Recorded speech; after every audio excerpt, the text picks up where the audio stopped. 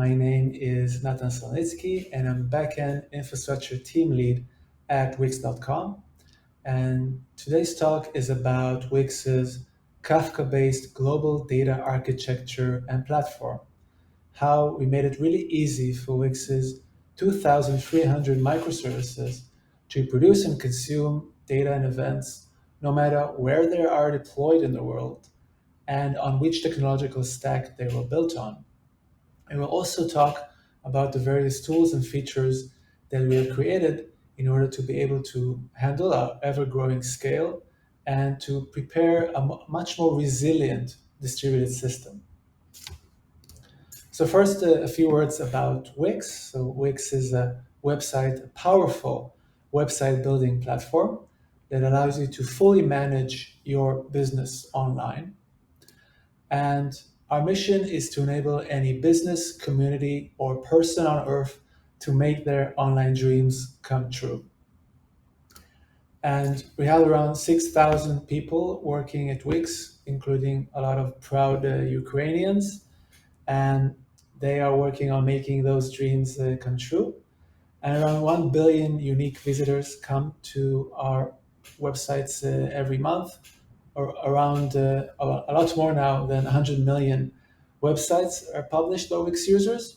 So that's around 5 to 7% of all internet websites worldwide.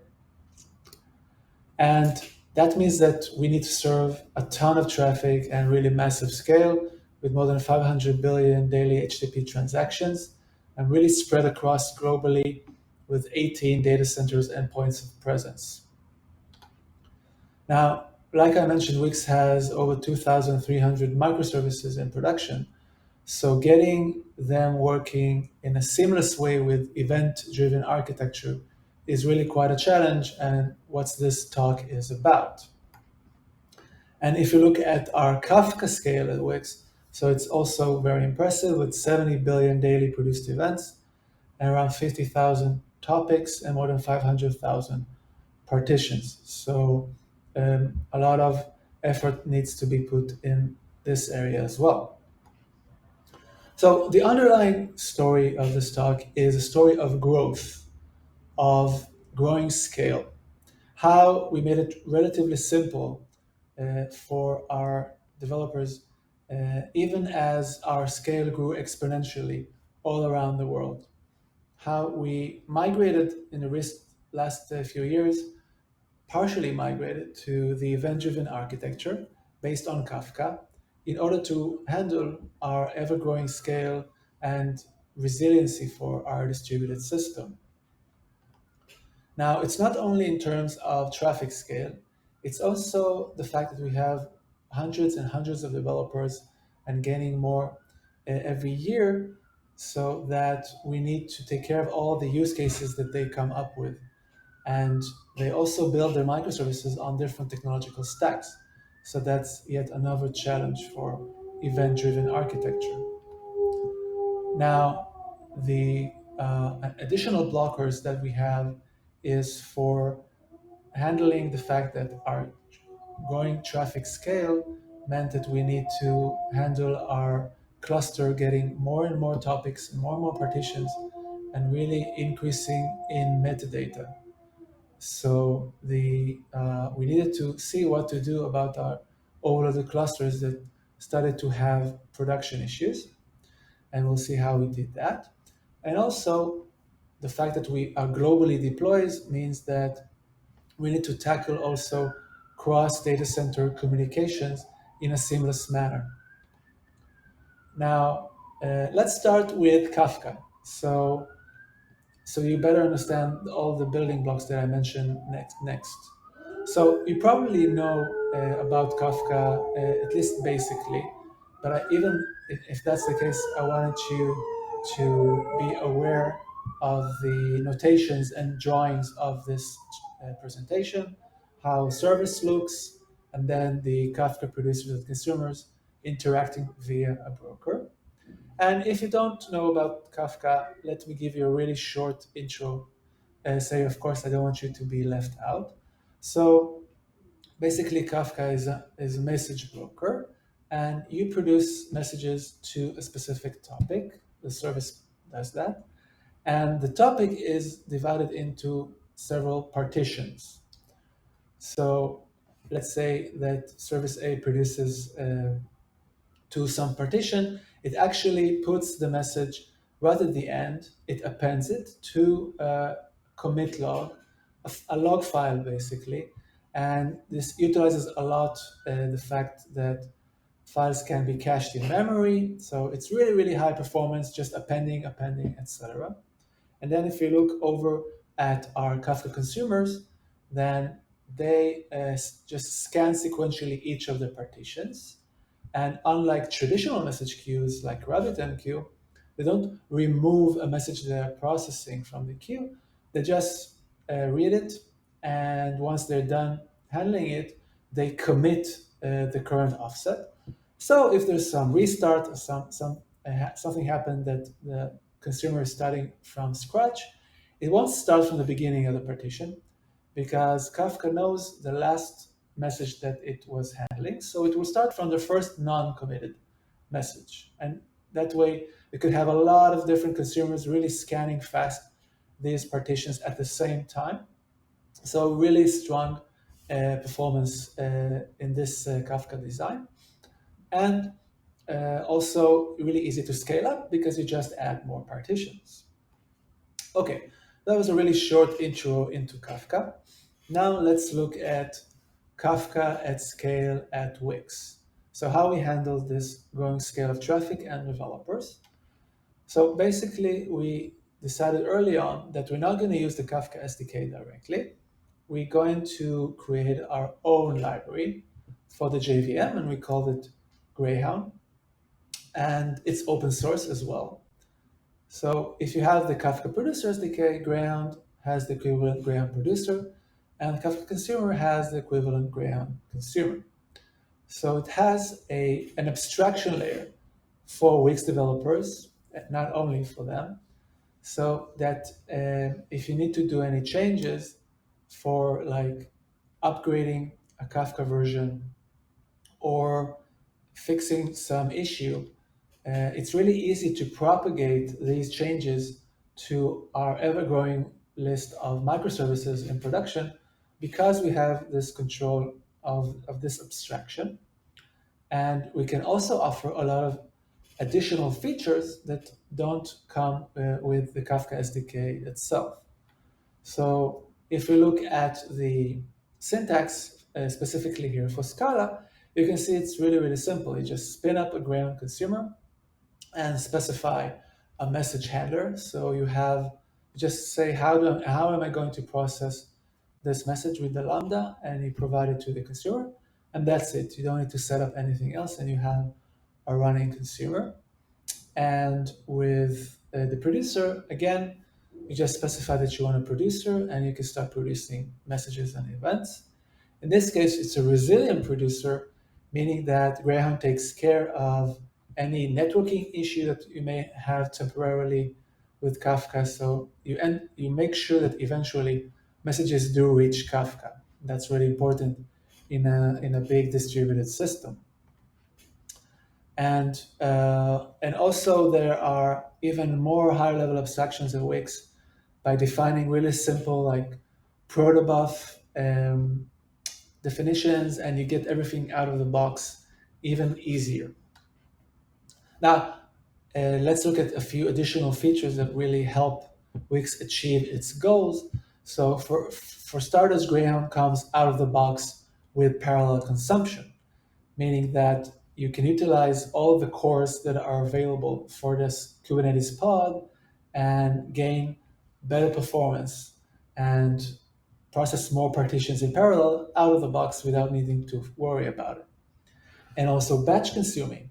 So if you have very high throughput that you need to process from your topic, and you have bulk APIs that you can then process these messages in bulk and do the database writes or third-party contact in bulk, then you can really get batch consumer to shine and improve processing times dramatically. And also consumer retry strategies. So when you have a situation when you do event-driven architecture and events and messages as flow all around your services, it's really important that you fire and forget. So by having various consumer retry strategies, you can make sure that processing eventually succeeds and you don't need to worry on the producer side what will happen because consumer takes care of it for you. And I also mentioned the resilient producer so that you take care of the producer side and just fire and forget as well. Now, additional factor to take into account when you have a lot of microservices working together is context propagation. So maybe we had a user request coming from the browser and you have all kinds of interesting information there, like what's the geography of where's the geolocation of this user, what language are they using. So all this information is propagated along all of the microservices communication, no matter if it's HTTP, RPC, or Kafka. Greyhound allows context propagation above Kafka. And matrix reporting, also very important for debugging event-driven architecture of microservices, because Greyhound offers matrix that Kafka does not. For instance, what's the average time or the maximum time that some consumer in some service takes to handle the messages, right? To process them. Very critical information, just as an example. Now, we started off with a JVM library for Scala, Java, etc. Now, of course, as time went by, Wix had a lot of other technological stacks like Node.js and Python and Go. So we created Greyhound service, Greyhound as a service, where it utilizes the library and exposes a gRPC contract and with the help of protobuf definitions, so that other types of stacks can easily implement their own Greyhound client in their language and have the Greyhound service put in a sidecar in a separate container in their pod together with their applications pod. So for them, it's really simple. You just need to add a client in each of the languages and you have a seamless experience with Greyhound. So indeed, there are a lot of Node.js use cases with Greyhound. It almost competes with the amount of JVM instances. But because it's really a global ecosystem and with so many services working at Wix, actually Greyhound has really flourished. And it's has a lot of different use cases that utilize it on top of Greyhound. So for instance, sending out domain events as a way to implement the CQRS pattern, the command query responsibility segregation. So if you want to read, you can actually read from a stream of events and maybe populate a materialized view database. And so that's a very popular use case for Greyhound. Of course, extraction from databases and events to your data warehouse is also done with the help of Greyhound. Task scheduling. So you have some job that needs to happen at a scheduled time, then you of course would utilize Greyhound for that as well.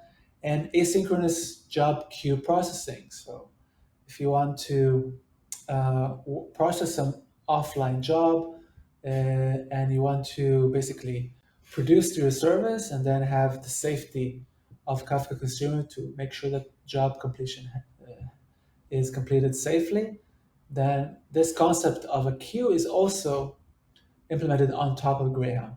So it really offers all the technological stacks, really a way to simplify interaction and interconnectivity with different microservices, basically creating a data mesh. Okay, so our Greyhound platform allowed us to have a real transparent data mesh for all of our services at Wix. Now let's get a little bit more technical around stuff around Kafka. So for instance, what to do when you have a growing scale and cluster becomes unmanageable because we have too many partitions, The recommended amount for partitions in a cluster is around 200,000, and we have reached more than that in the past and started to see real production issues, especially when some worker restarts. So for in some of our data centers, we really started to be a dangerous load on our Kafka clusters. And what we decided to do is something that is, of course, done. We didn't do it for the first time in the industry, and that's splitting up to multiple clusters so that the services still communicate only in one data center and in each of the clusters. But of course, you can also all replicate data between data centers if that's needed. Just to clarify what I mean by a cluster in a data center.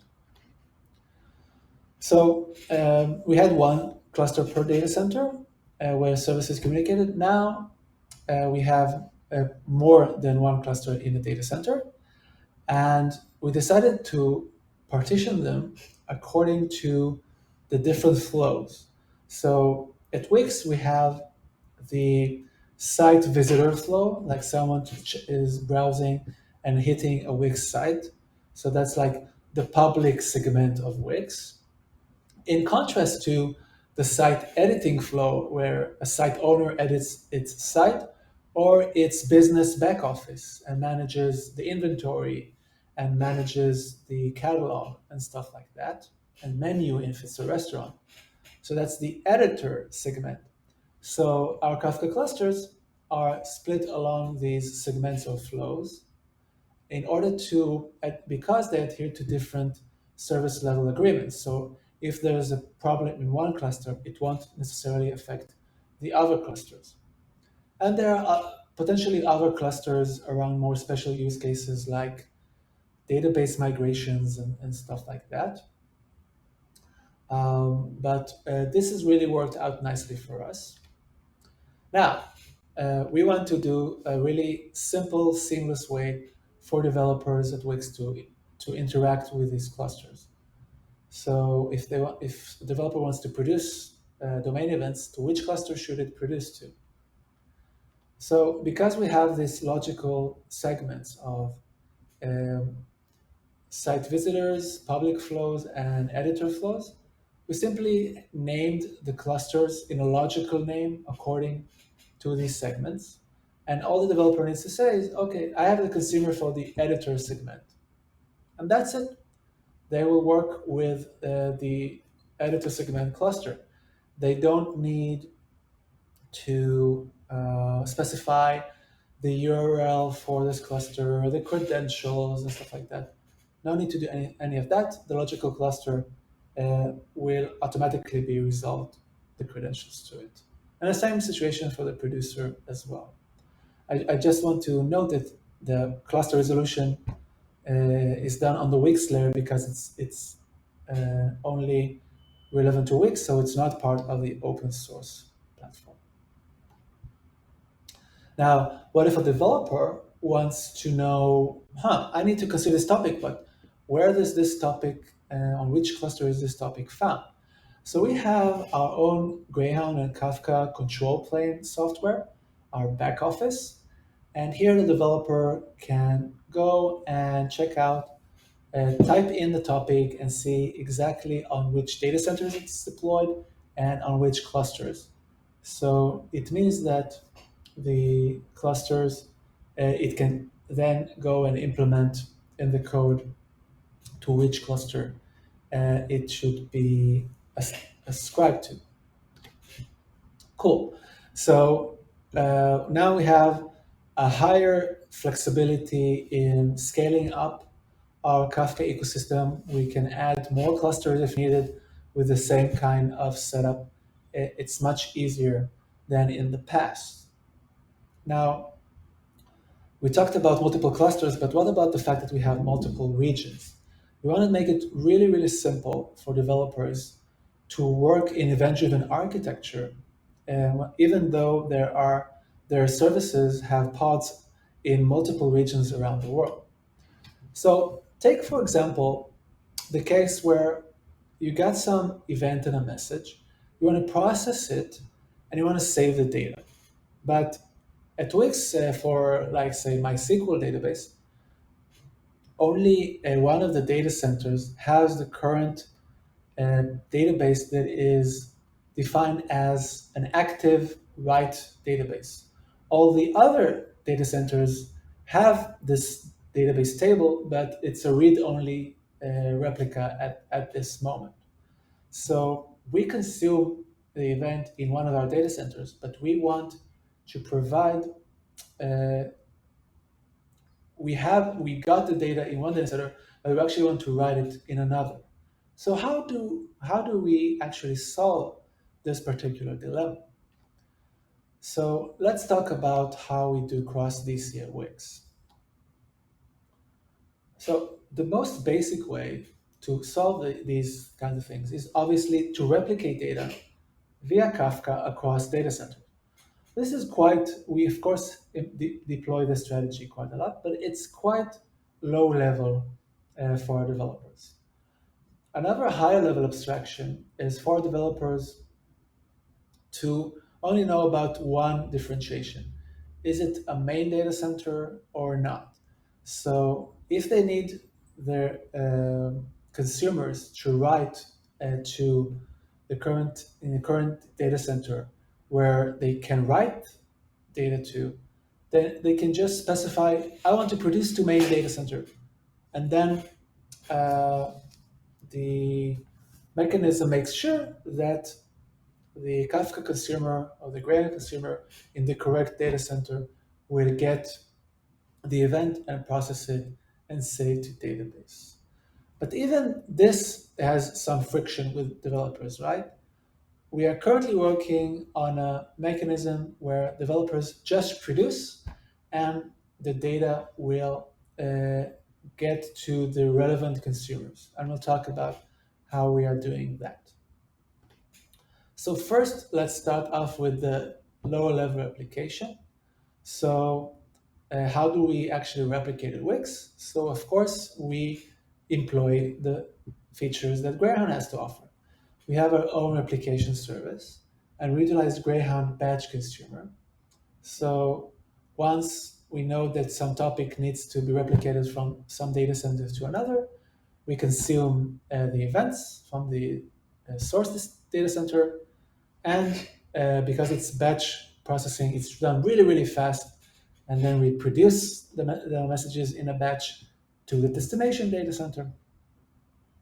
Now, how do we actually manage the replication configuration in a fast manner to access it? We actually employ a Kafka compact topic. So Kafka compact topics are topics that you can think about as storage because as time goes by, Kafka makes sure to delete stale values of keys that have been updated since. So when you finish reading the topic, it's like you have, the current state of the KVs, the key values. So we have a mechanism where with Greyhound, we actually load the compacted Kafka topic into memory. And now the replication service can access all the required topics to be replicated and which configuration policy does it have. So we of course, how does the developer set up this replication policy? It is also found in our back office, our Greyhound or Kafka control plane, where the developer goes, choose the topic, and says, I want it to be replicated for all data centers, or only on main data centers, or I have a custom rule that I really have some specific data centers in mind for the replication. And then the in-memory map will be automatically updated because it's a Kafka topic. It's based on a Kafka topic. And then the replication service will resubscribe to the new topics that it needs to replicate. All of this done is a split second because it's with Kafka, which is fast, and in-memory storage, which is fast. So replication can be done really, really fast as well. Okay, so but you saw that developers need to know, wait, where am I deployed? Where are the consumers deployed? It kind of breaks the decoupling that um, event-driven and publish-subscribe patterns actually provide, because you need to think about where the consumers are deployed. Now, what about this use case where we know that we want to reach main data centers because that's where the database, the active databases are. So we can have Greyhound set up in a way that says, you know what, always produce to main data center because I know that the consumers are found in the main data centers and they will process the message and be able to write to the database. Because in my current data center, I may be found in a read only database situation. So how does it work behind the scenes? Because the two main DC config was specified, Greyhound actually uses a gRPC producer instead of a Kafka producer and will just do a gRPC request to a service that is listening to gRPC requests called the main DC producer.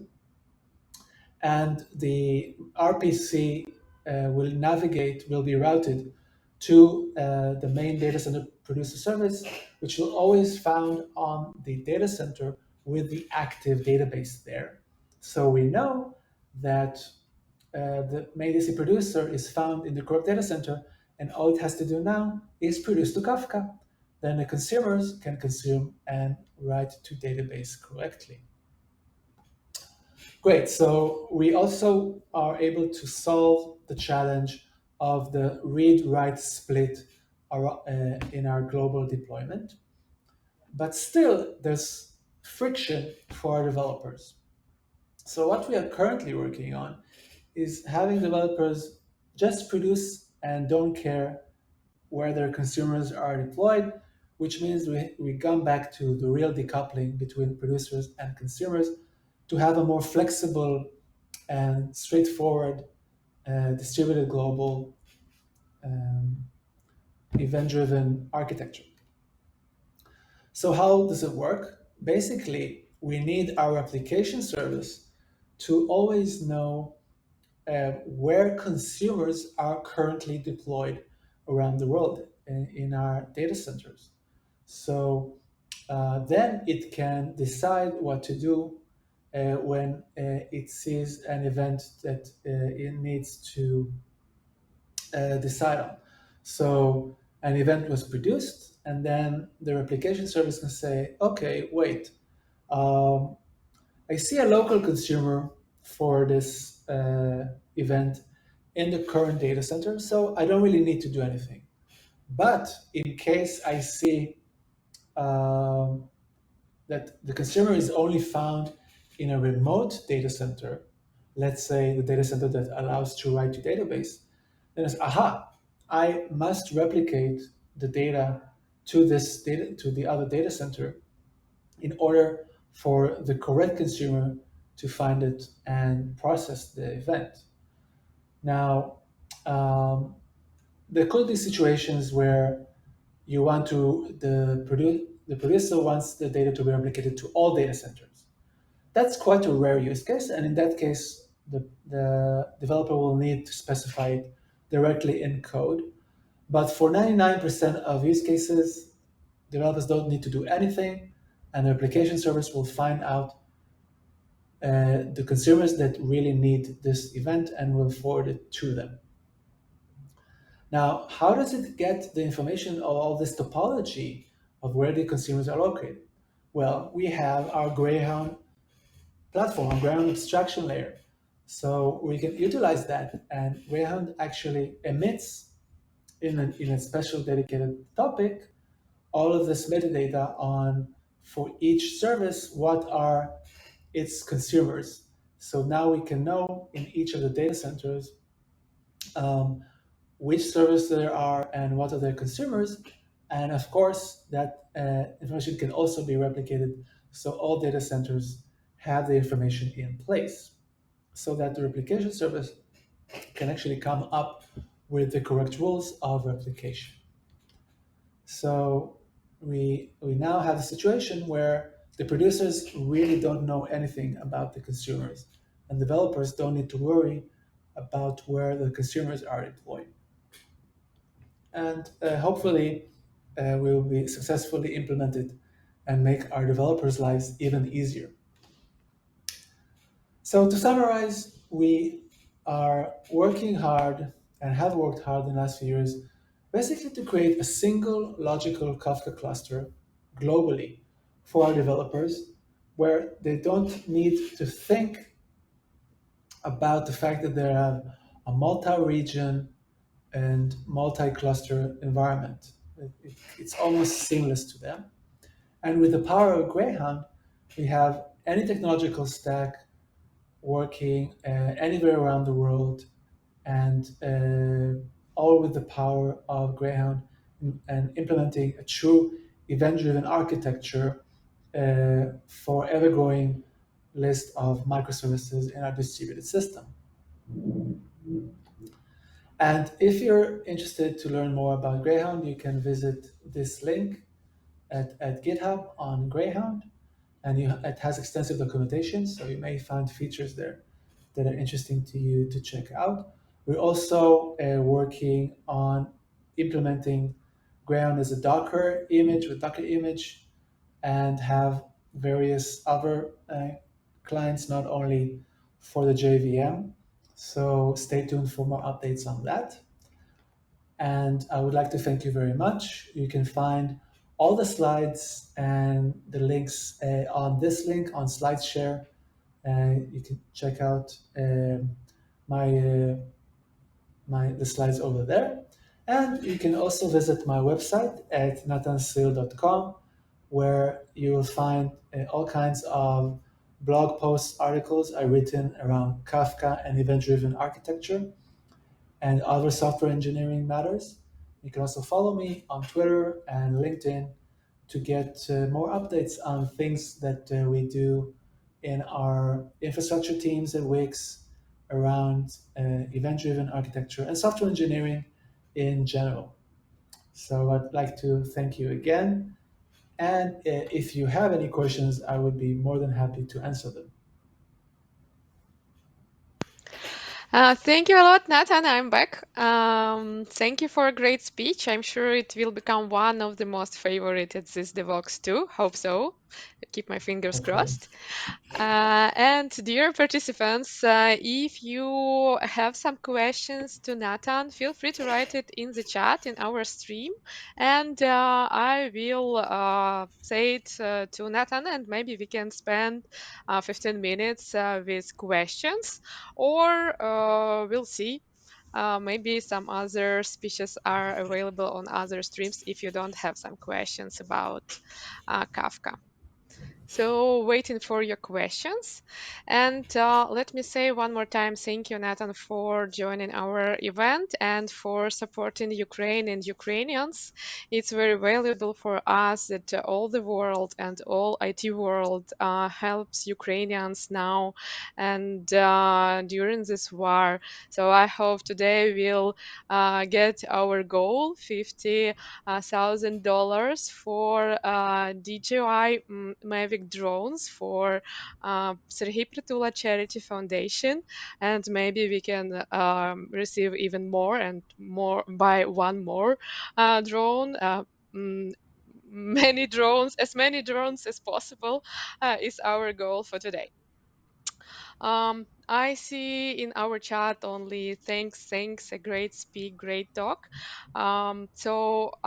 I want to say thank you, Nathan, and see you at the next Devoxx, and hope maybe see you alive in person on our future Devoxx offline, Ukraine 20, hope 23 maybe. I really enjoy visiting Kiev, and I really hope to see you there soon, Irina. Okay, but we have question. Whew. How Ah, do you okay. deal with these queues in disk usages when using default partitions reassignments? Is it clear or should I repeat one more time? If you could repeat a little bit slower, thank you. Mm-hmm. How do you deal with SKUs in disk usages when using default partitions, reassignments? Okay, so first of all, our Kafka environment is actually managed by Confluent Cloud. And what I like about that setup is that um, for the first 50 megabytes of each topic is found on the local broker disk, but the rest is actually moved to S3 and it's tiered storage, meaning that you can have a lot more, like basically infinite storage for your messages and really increase the retention times. And in that way, you can have also S3 manage the technicalities of saving the data on disks.